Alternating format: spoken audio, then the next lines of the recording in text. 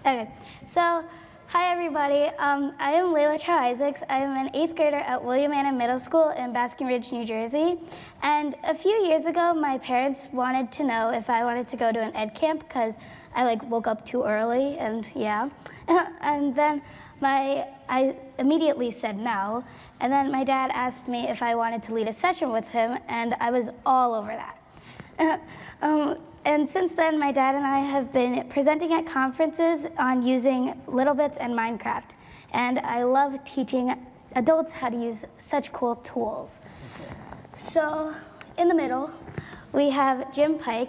And Jim Pike is a 5th and 6th grade STEM teacher at Albert Einstein Academy in Beverly Hills and director of game-based learning at Code Rev Kids. Jim has been teaching with Minecraft for 3 years and developed the MathCraft curriculum.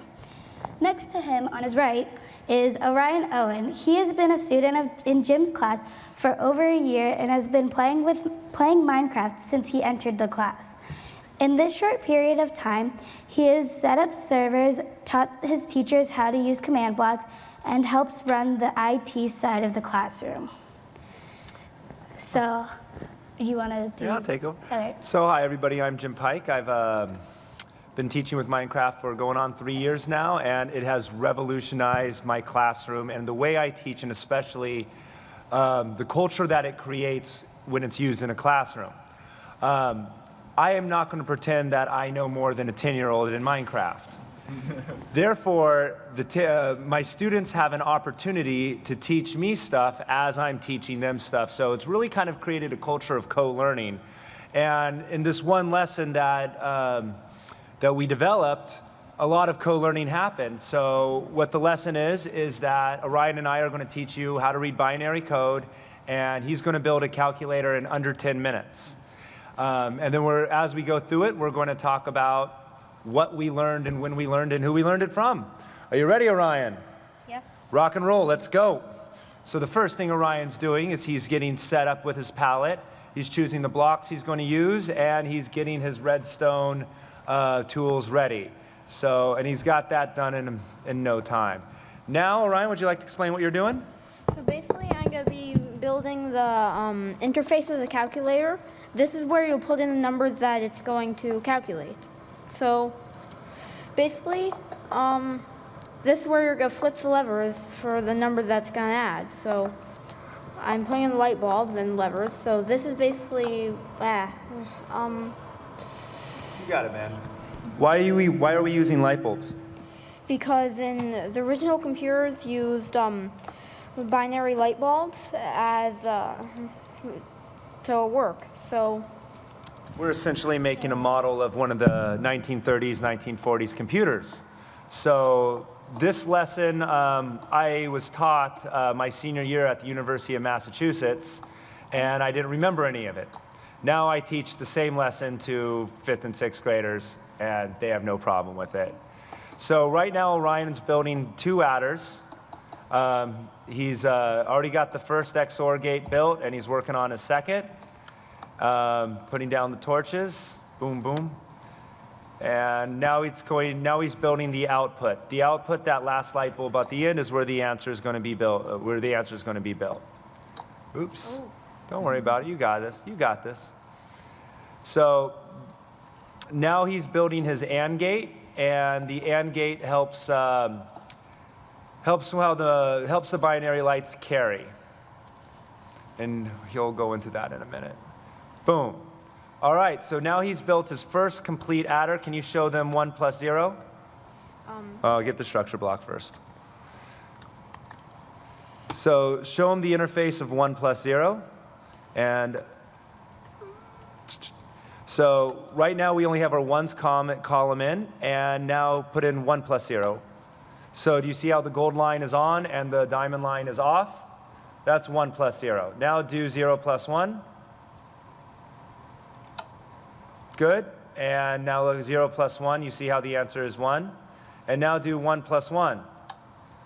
Uh-oh, nothing turned on. But notice how that the AND gate carried over, and that's going to give us our 2. Now why don't you use the structure block? I used to have them build this by hand that goes out 8 place values. But then Orion says, Mr. Pike, that's too much work. Check out what I got here in the new 1.10 update. And he showed me the structure block. And what it allows you to do is copy and paste structures, which now makes my life like 50 times easier. And I have a perfect way to teach volume, X, Y, Z coordinates. So as you see there, his structure block needed to be a little bit further back. And you can slow down. Structure size, it's going to be 16 blocks back. It's going to be 4 blocks tall and 5 blocks wide. And does that cover everything? Yes, it does. Now it covers everything. Does it get that last little bit of redstone? Nope, needs to get a light. It's easier when you measure it first. But that's also, all right, cool. And okay. Now he's going to copy it. And he's going to reload in the name of the structure block, and boom.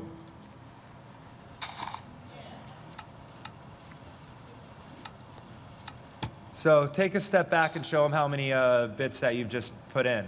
So you see how it's copying the set of adders. So that was a real nice thing that Orion taught the class. And it was really cool. He actually taught the class. I sat back in the back of the room. He sat at my desk, and he led the lesson. Everyone in the class can use the structure block whenever they want now. And he wants to get, that's enough bits. Why don't you explain binary code to them? And we'll just do 4 bits. So binary is basically ones and zeros that can form all numbers. So basically, so imagine this light bulb as 1. What is this representing now? 0. Is 0 because the light bulb is off. So if I turn on, now the light bulb is representing 1. So now this light bulb is 2, and this is 4. So right now I can go up to 7 in binary, because if I add, this is 1, 1, 1, 0, and this one would be 8. So 1, 1, 1, 0, it would be 7 in binary. That's because 2 plus 3 plus 4 is 7. 1 plus 2 plus 4, but... Yeah, sorry. So 1 plus 2 plus 4. He's better at math than me anyway.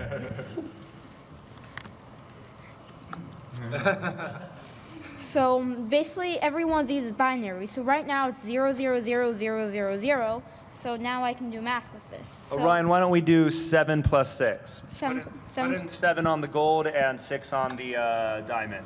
So this is 7 because, sorry, copy the signs over too. So this is 2, this is 4, and this is 8. Binary doubles every time, and it goes all the way up to infinity, but that's how it works. So, all right, so put in 7 on the top. 1 plus 2 is 3, plus 4 is 7. So now this is 7, and 7 plus, someone give me a number between 1 and 15. Go for it. White shirt. 5. 5. Okay. So now I'm going to turn the 4 on and the 1 on. That's because 1 plus 4 is 5. And class, what's 5 plus 7? 12. 12. Let's go to the back. So let's see. Because this is the 4th column and this is the 8th column, 4 plus 8 is 12. Do you see? Because 4 is on and 8 is on. So this would be 0, 0, sorry. You got a 0, 0. 0, 0, 1, 1. So that's the answer in binary.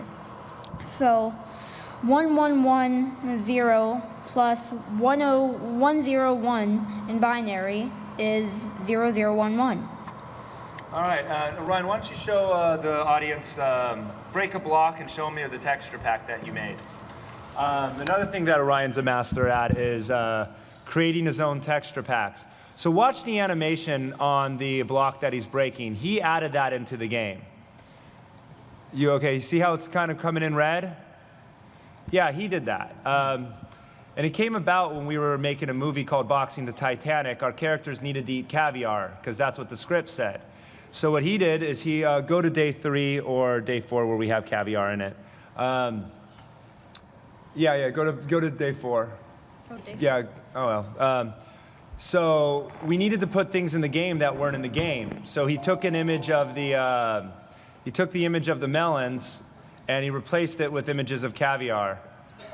Where's Thomas Andrews? Oh, go to the montage. Do the montage. I think it's... Right there, hit play. So the boxing bag there is a chicken with unlimited strength, hung by a rope, and he changed the image of a chicken to be a block to make the boxing bag. Just hit play. And we used the MoBins mods that he put on the computers and connected them all together. But yeah.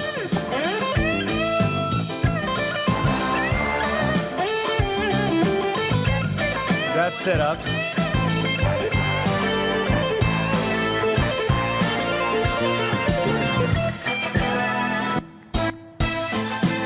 We had to make the pigs invincible to do this for the meat locker. And he was my special effects man, so whenever we needed something to happen that wasn't in the game, he put it in there. And he had just started playing at the start of the year on a PC.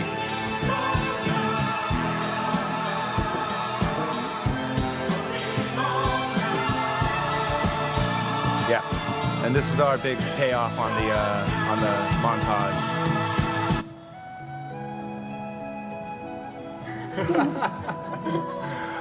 All right, and I think that's enough of our demonstration. And if there are any questions?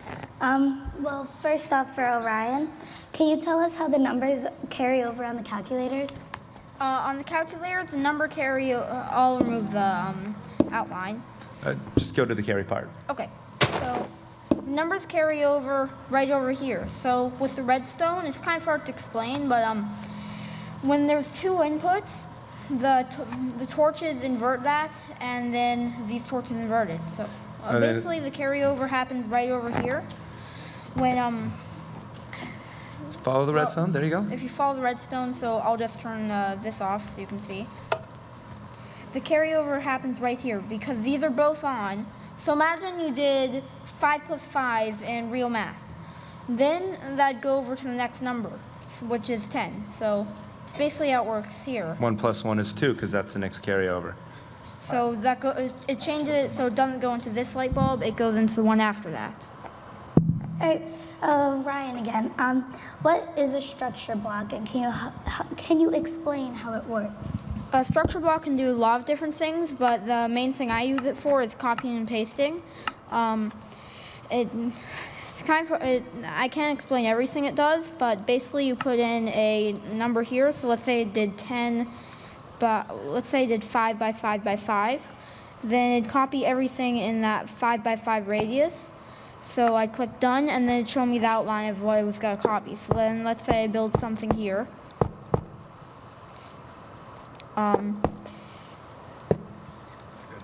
So, and then I copied it, I saved it, and then I could go over here and I could load it. So, oh, sorry. Don't worry about it.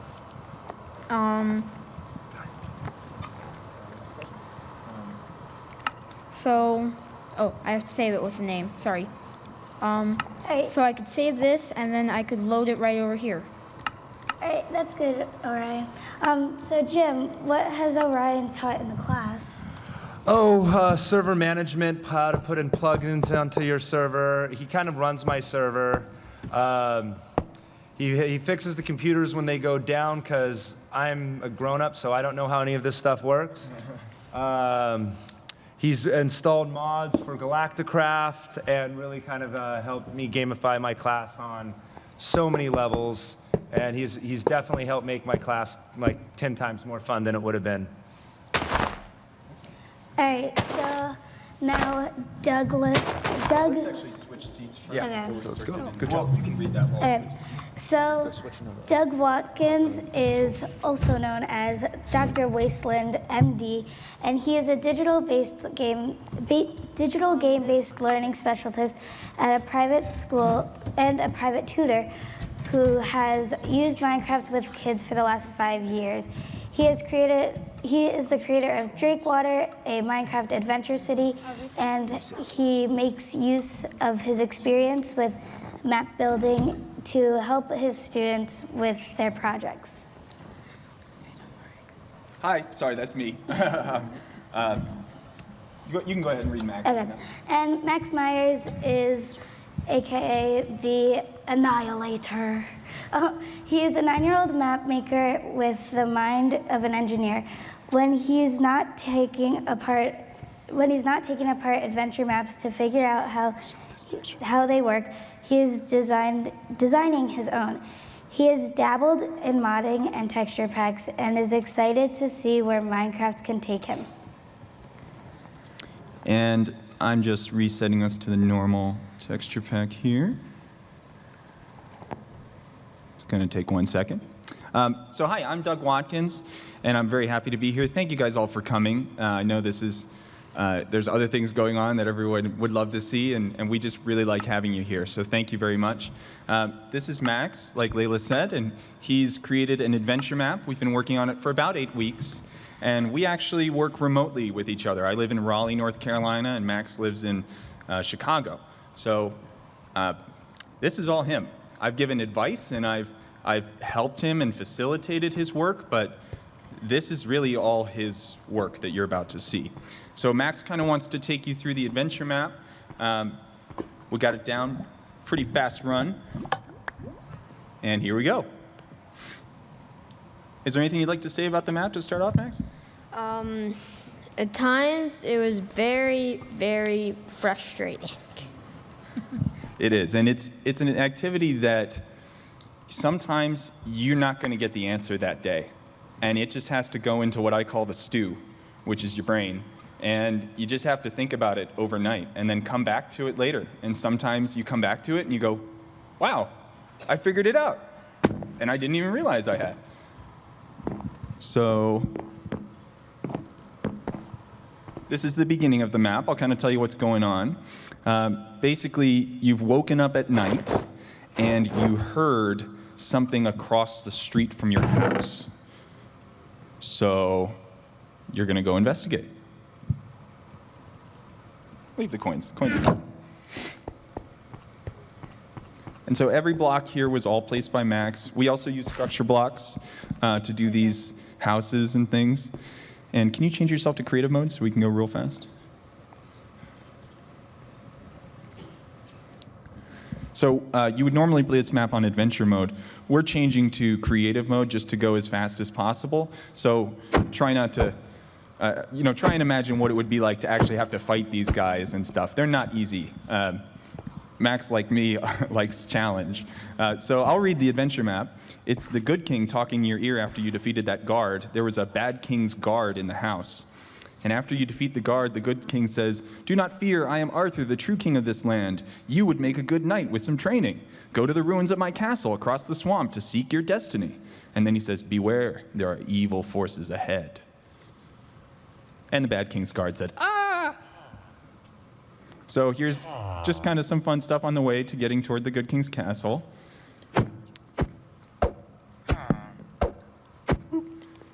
Don't worry about it. The attention to detail in this map is really what gets me. I mean, just now he was in the village. We had to talk about what the village is supposed to be used for, and Max decided it was a logging village. So that necessitated him to have to build a mill right over there, or it's evading me right now, but it's just right over there where he was a second ago.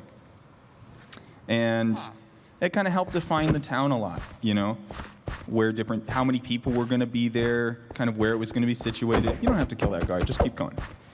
All right. So this is the Good King's Castle that you can see up there in the distance. Anything you'd like to say? We use structure blocks and /fill commands to make the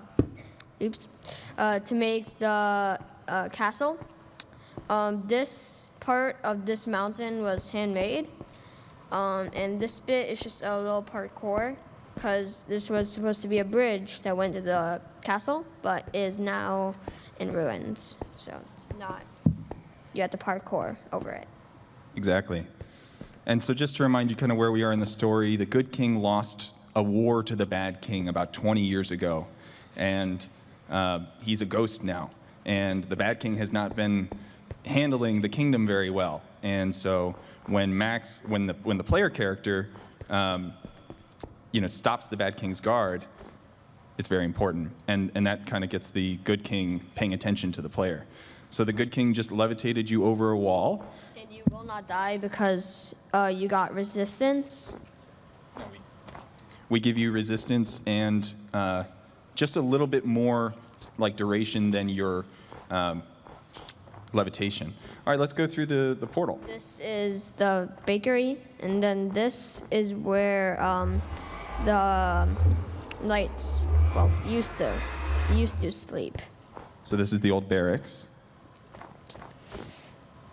And now there's a strange portal here. So this is night training. The good king is saying, welcome to night training. Good luck.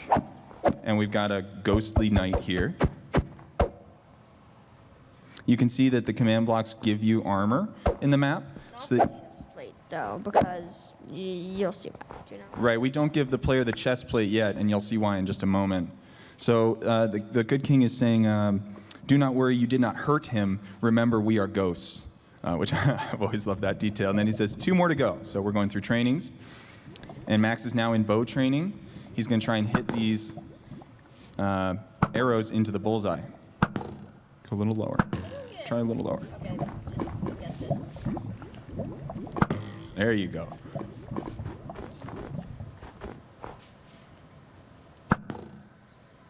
So it's not easy.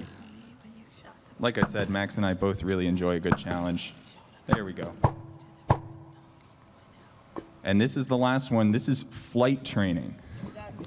That's why you don't get the chest plate, because it gives you the elytra. Right, so now you've got the elytra, and you've got to try and make it over to that other platform over there. So here we go. Oh, it's not easy. It's like I said, we like challenge. Okay, so now the good king says, now for the last step, then you can assault the bad king's castle. One more thing left to do, or no, actually 2 things left to do. Another detail I love. And then he says, you must get the Sword of Fire. It is located in a cave near your village. Go to your house, then take a left and follow the path to the cave. So let's just elytra there. And it gives you fire resistance, because you'll see why, pretty much.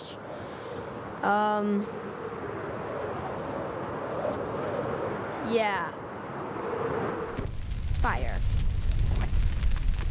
All right, so this is the Traitors Cave. And during the 20-year war, he somehow betrayed the good king and caused him to lose. And so now the player has been sent to defeat the traitor.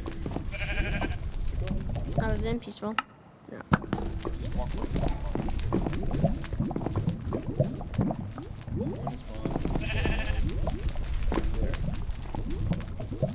Okay, appear to have a little bit of a glitch here. Happens from time to time, that's all right. Go ahead and fly over to the, just fly back to the good king's castle and we'll, oh, you'll just summon it? Okay, great. So normally, and I don't know why because it was working yesterday, but normally a blaze gets summoned right there. And that blaze is the traitor. So when you defeat the traitor, it says, I think. wait, oh yeah, okay, wait, we should have him now. Sorry, he just went over and summoned him.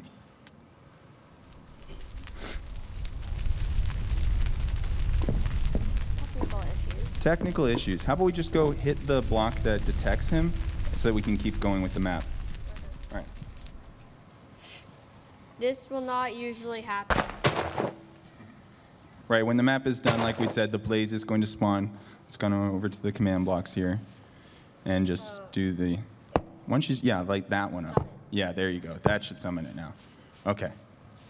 All right, we're back on track.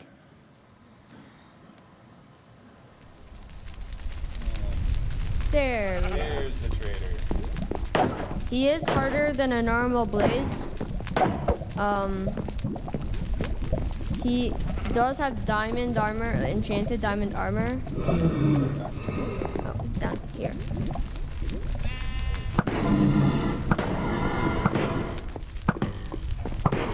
So this is kind of like a mini boss after you've completed the training. And he's running away from us, by the way, because we're on creative mode. when you're on adventure mode, he goes whole hog. He comes right for you. So, Because then you couldn't get past the fire over there. yeah, he was saying that's why you have fire resistance, so that you can fight in this cave without having to worry about things. Much harder than a normal blaze. Nice. So now the Good King is saying, good job, come back to my castle and climb the tower. I have a surprise for you. So instead of walking, we're going to fly just to make things a little bit faster today. But the player would have to walk back through the village and, you know, do the jumping puzzle again and all that fun stuff. And then we get up to the top. Oh, by the way, I don't know if you noticed, but when you came out of training, the door to the Good King's castle was suddenly opened. And that's another command that we do. So then you go to the tower with some more parkour. And I failed the easiest jump in the world. And are you holding the sword in your hand? Wait, why do I not have it? I don't know, why don't you have it? More technical just- issues. It's okay, just get on an anvil and name it Golden Sword. Or I can just get Oh, not a bad idea. So it's, we had a technical issue there. You're supposed to have a golden sword in your hand once you defeat the guy and when you get the traitor. And once you get up to here, it summons this fireball. And then it's your job to hit the fireball, and it flies across, and then you can fly across the map and follow it.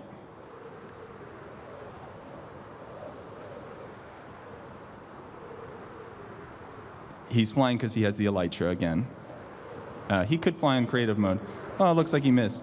Why don't you just summon a fireball right here, Max, so we can see it explode?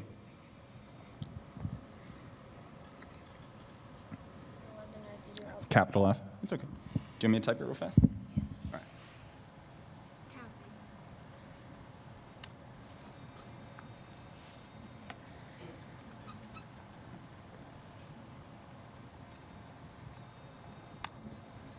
right. Oh, oops. Yeah, sorry. I did indeed.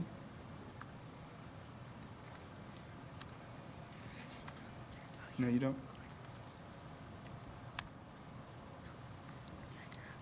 And then this one is, no, this one is curly bracket, not square. Sorry about technical difficulties, y'all. This will be fixed in the proper. You have to have the coordinates. Okay. This that's is right. also a good example to show how Minecraft can teach coding, because what they're doing is pretty interesting JavaScript. And it all comes back to the process of coding and how you get it all.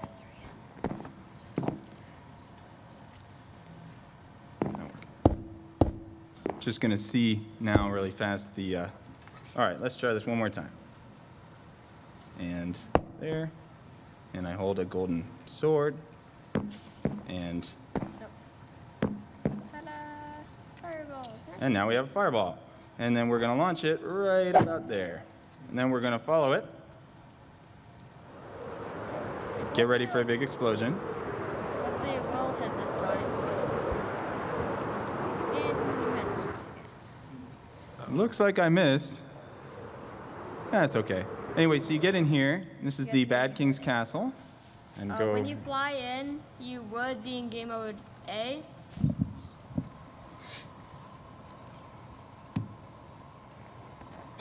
You do have to be in game mode A for this bit. So these guys spawn. And then you defeat all these guys. Can you just switch it to peaceful? So let us see the Bad King and then switch it to peaceful so that we can move on. Matt. I'll try not to die. So he's going to the Bad King's throne room here.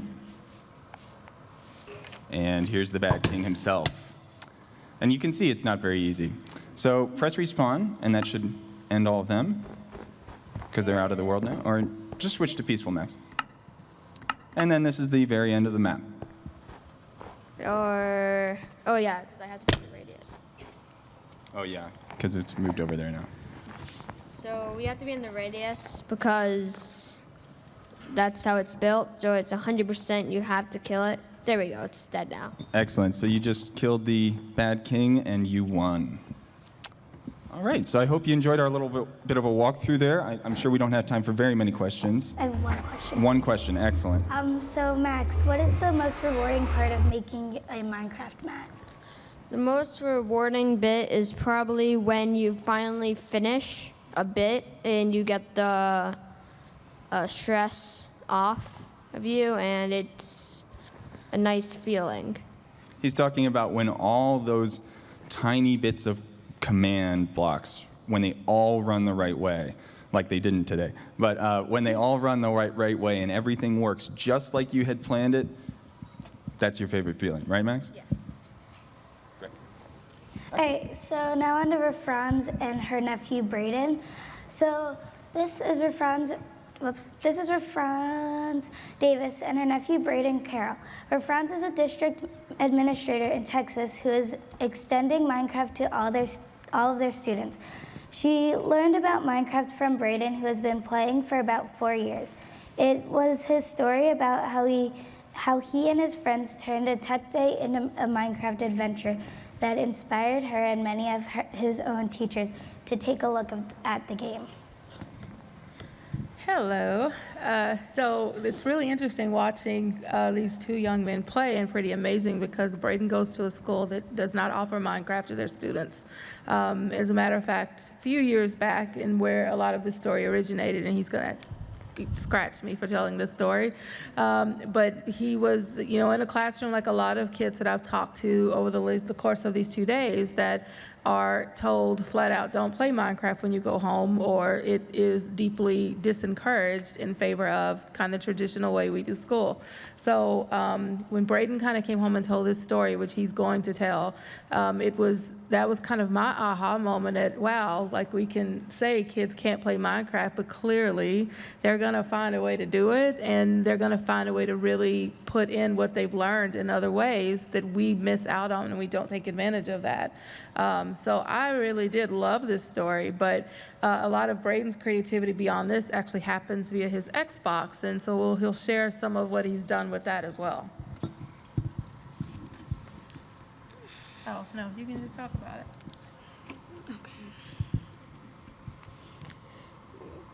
Your BYOD day, go. Okay, so we had a BYOD day at school, and we all bought our devices, and so we started playing Minecraft, and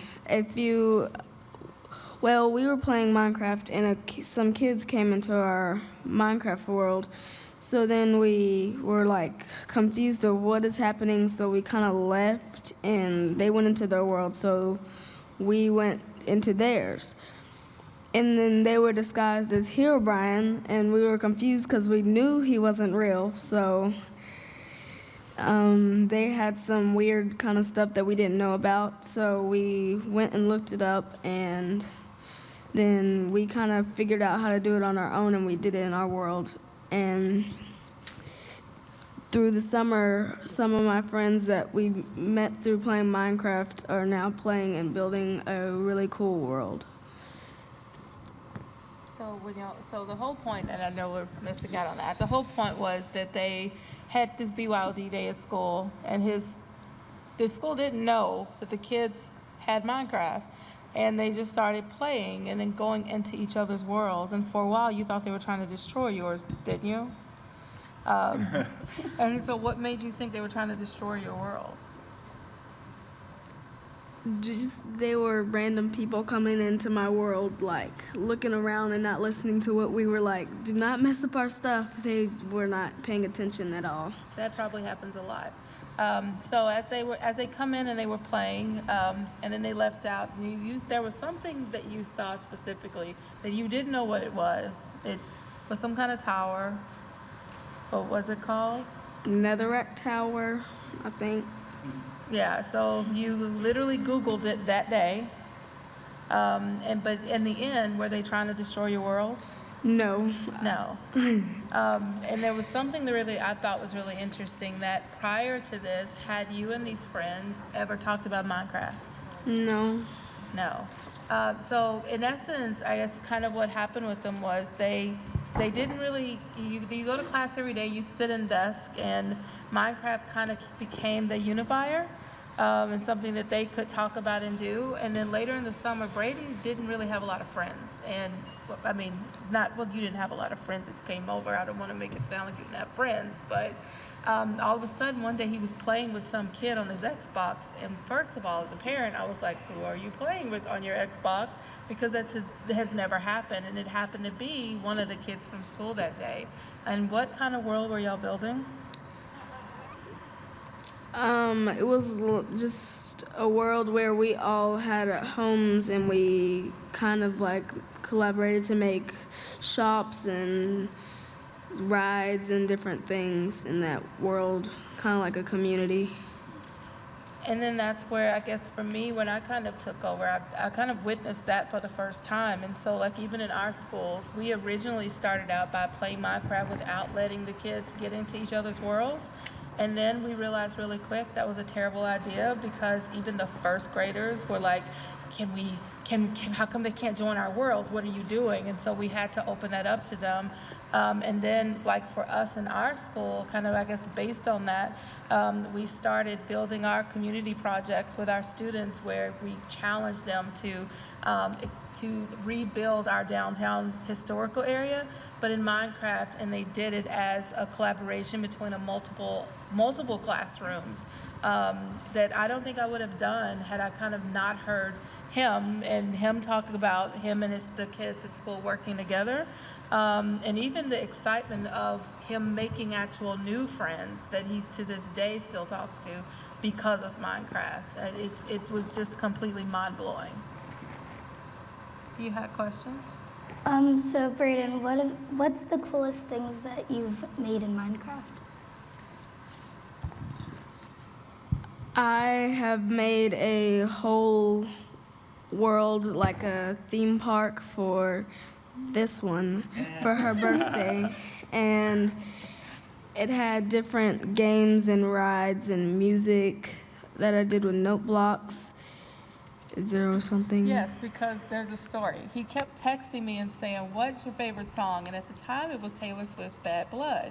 And didn't occur to me exactly what he was doing until I rode into my birthday world, and explosions went off, which I thought that was cool.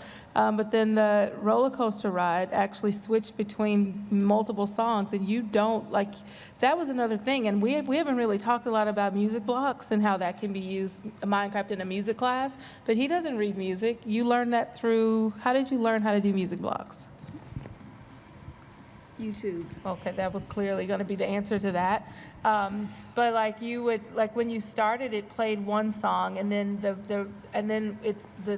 one time the roller coaster switched to the nether. So I don't know.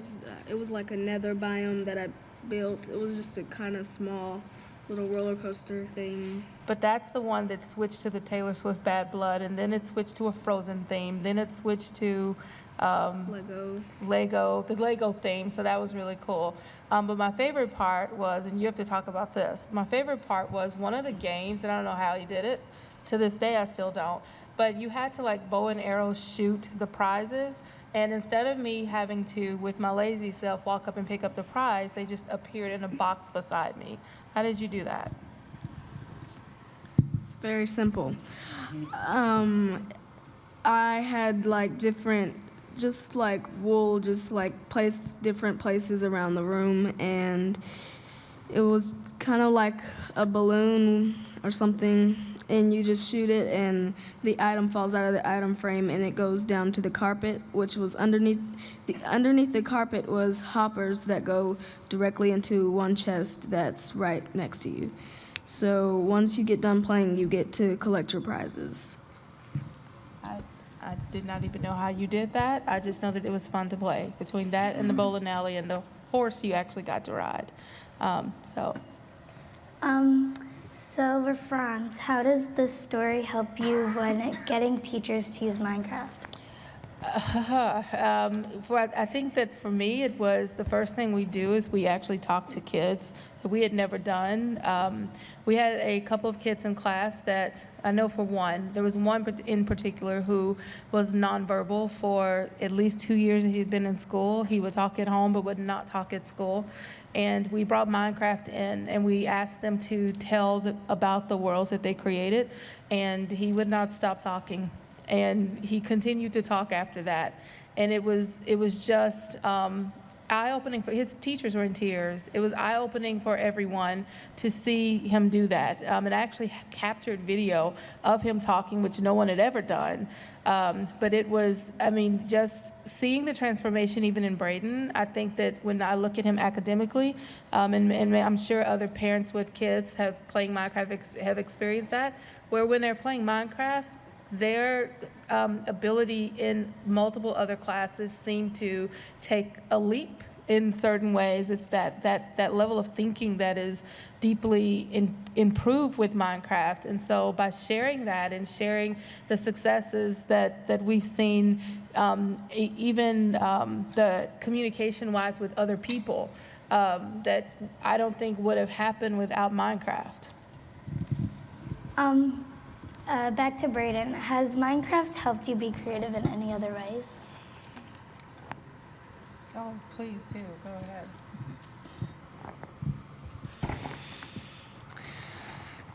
ahead. Okay, so, okay. Any day now, we do have to leave here. Okay, so there is a Minecraft character, pretty sure some of you know, named Stampy Cat, and Minecraft, he plays Minecraft, of course, well, so he was is one of my favorite YouTubers, and I made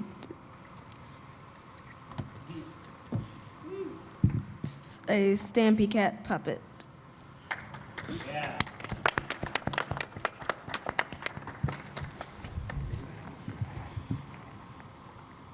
All right, Bill, you don't have to do the voice. Yeah, but he's an artist, and so that's been really cool to see him creating in Minecraft, and it translates into his art and his drawing and then the physical creations that are based on Minecraft characters. So I think that's it. Does anybody in the crowd have any questions? Anybody? Yeah. Yes, right here. Oh, thank you very much for the lights. We're going to get you a microphone here. It's coming up right here. When does the map come out? You can get it. Well, I'll let Max answer, actually. When the panel is done, I have these things, pieces of paper that you can go to my blog, and there's a download link on my blog. And just so you know, it's on the right side of the blog. There's a button that says downloads, and that'll take you to another page. That's all. Thank you for the question. Anybody else? Yeah. Hi, Jim. We've met before at Code Rev. You introduced Max, my son, and I, and Max and me to your math craft. Is what you're doing with Orion a little bit of that, or is it something beyond what you're? It's kind of like the things that Orion have taught me have evolved Mathcraft to new levels that I'm really excited for. Well, before we were using the blocks strictly as math manipulatives. What we're now doing with the command blocks is we can gamify those math manipulatives to kind of do what a map that you saw Doug and Max do. So you would build your math problems, and that's where you're going to have your PvP arena. Then both students will go code some command blocks to turn it into an actual game. So this would be the next step up. All right, that's good. Very impressive. And just before, if there's another question, we're also going to be, just after the panel, just right out here for a meet and greet if anyone would like to come up and talk to us individually. I know Max, Jim, and I will be there.